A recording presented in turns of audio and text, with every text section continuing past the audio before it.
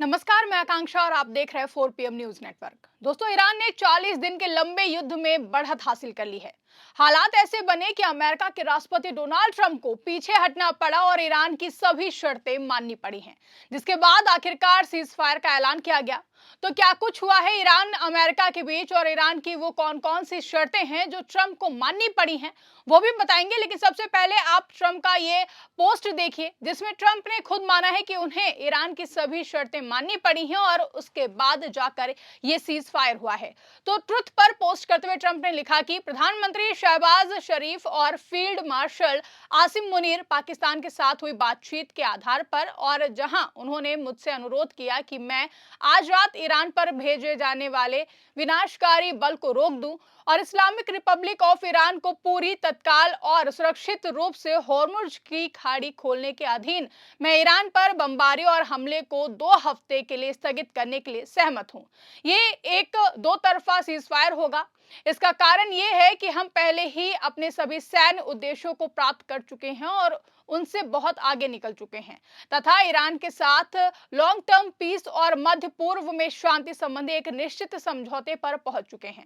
हमने ईरान से 10 सूत्रीय प्रस्ताव प्राप्त किया है और मानते हैं कि ये एक व्यवहारिक आधार है जिस पर वार्ता की जा सकती है।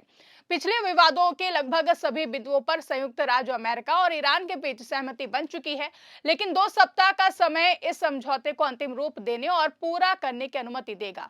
संयुक्त राज्य अमेरिका के राष्ट्रपति के रूप में और मध्य पूर्व के देशों का भी प्रतिनिधित्व करते हुए मुझे ये सम्मान की बात है कि हम इस लंबे समय से चले आ रहे समस्या को समाधान की ओर ले जा रहे हैं। यानी कि जिस युद्ध को लेकर पूरी दुनिया डरी हुई थी दोस्तों कि ये और भी ज्यादा विनाशकारी हो सकता है, वो फिलहाल 2 हफ्तों के लिए रुक गया है।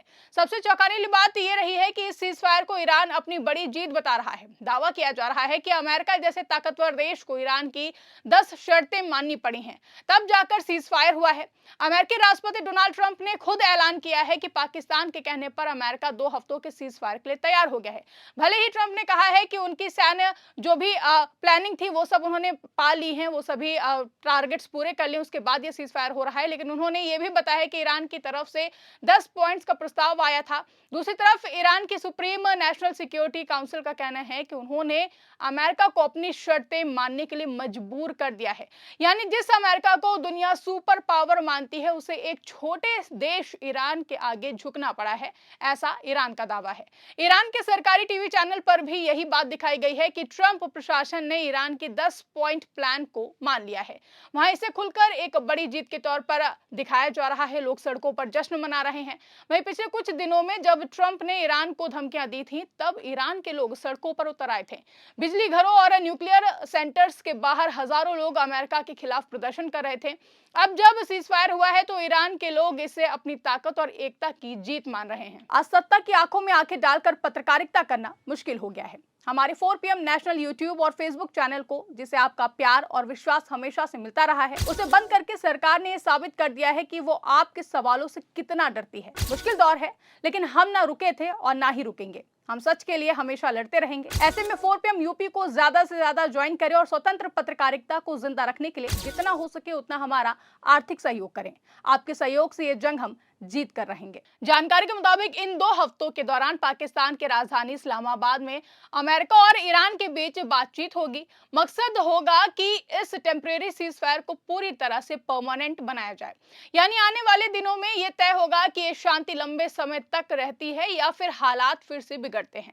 हालांकि जमीन पर हालात पूरी तरीके से शांत नहीं है। इजराइल का कहना है कि ईरान की तरफ से अभी भी मिसाइल हमले किए जा रहे हैं।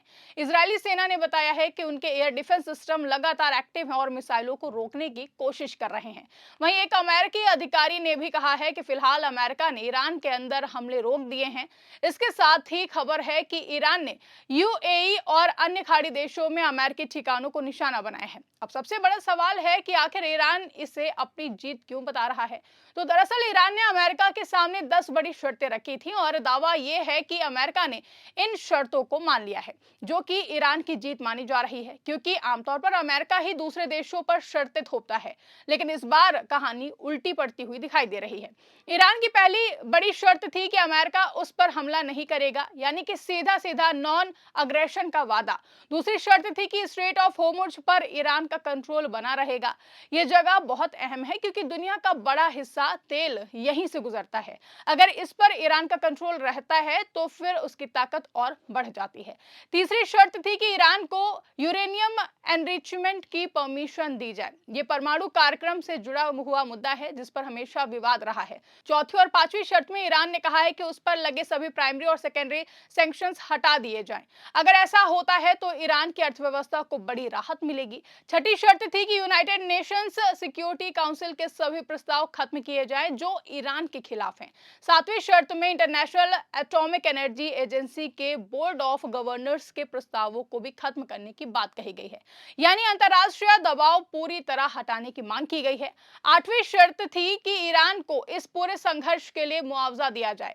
नौवीं शर्त में कहा गया कि इलाके से अमेरिकी फौज हटा ली जाए और आखिरी यानी कि 10वीं शर्त थी कि हर मोर्चे पर जंग बंद हो, जिसमें लेबनान के हिजबुल्लाह के खिलाफ कार्रवाई भी शामिल है।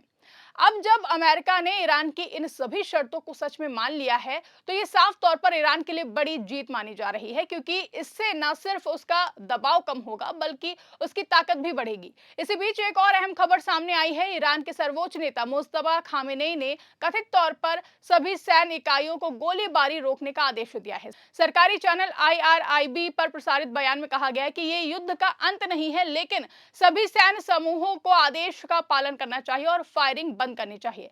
यानी साफ है कि ईरान फिलहाल रुकना चाहता है लेकिन पूरी तरह पीछे हटना नहीं चाहता है।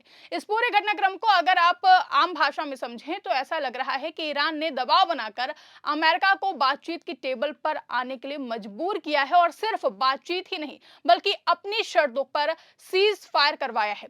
यही वजह है कि ईरान इसे जीत बता रहा है। हालांकि सच्चाई क्या है ये आने वाले दिनों में ही साफ होगी, क्योंकि अभी सिर्फ दावे और बयान ही सामने आ रहे हैं, लेकिन असली तस्वीर तब सामने आएगी जब इस्लामाबाद में होने वाली बातचीत के बाद कोई ठोस समझौता होगा। लेकिन फिलहाल जो तस्वीर बन रही है उसमें यही दिखाया जा रहा है कि एक तरफ दुनिया की सबसे ताकत अमेरिका है और दूसरी तरफ ईरान, और इस बार ईरान खुद को विजेता बता रहा है।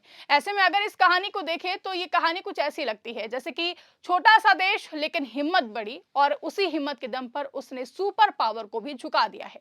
यही नैरेटिव इस वक्त ईरान के अंदर और उसके समर्थकों के बीच तेजी से फैल रहा है। अब सबकी नजरें आने वाले 2 हफ्तों पर हैं कि क्या ये शांति टिकेगी, क्या सच में अमेरिका ने सभी शर्तें मान ली हैं, या ये सिर्फ एक रणनीतिक चाल है। इन सवालों के जवाब अभी बाकी हैं, लेकिन इतना जरूर है कि सीज फायर ने पूरी दुनिया को चौंका दिया है। फिलहाल ईरान अमेरिका के बीच हुए इस सीज फायर की डील पर आपकी क्या राय है, कमेंट करके हमें जरूर बताइएगा। फिलहाल के लिए इस खबर में बस इतना ही। अगर वीडियो पसंद आई हो तो इसको ज्यादा से ज्यादा लाइक और शेयर करना ना भूलें। हमारे चैनल पर नए हैं तो चैनल को सब्सक्राइब जरूर कर लें और देखते रहिए 4PM न्यूज नेटवर्क।